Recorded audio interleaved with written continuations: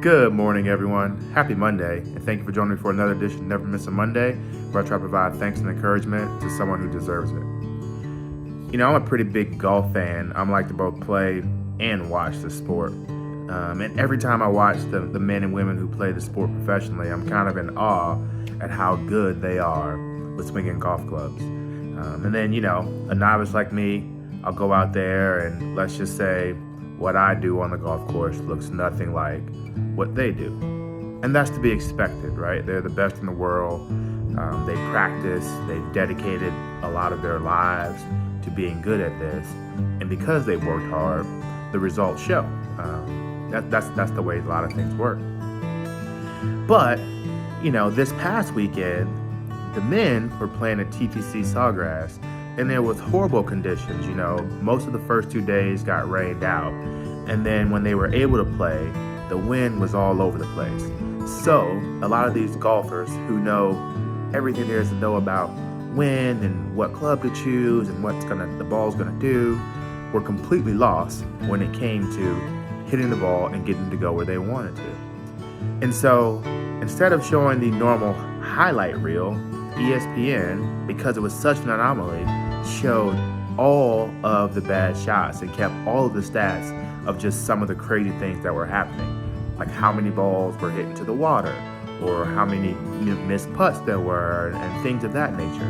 And it was actually, as much as I don't like, to see those guys were playing terribly, it was actually a really, really good reminder that even the pros, even the men and women who dedicate their lives in some instances to being good at something, had trouble at times. Life, for them, is not always a highlight.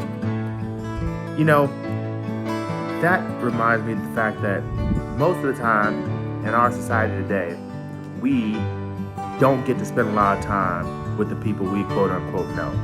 A lot of our interactions are virtual through social media and other things.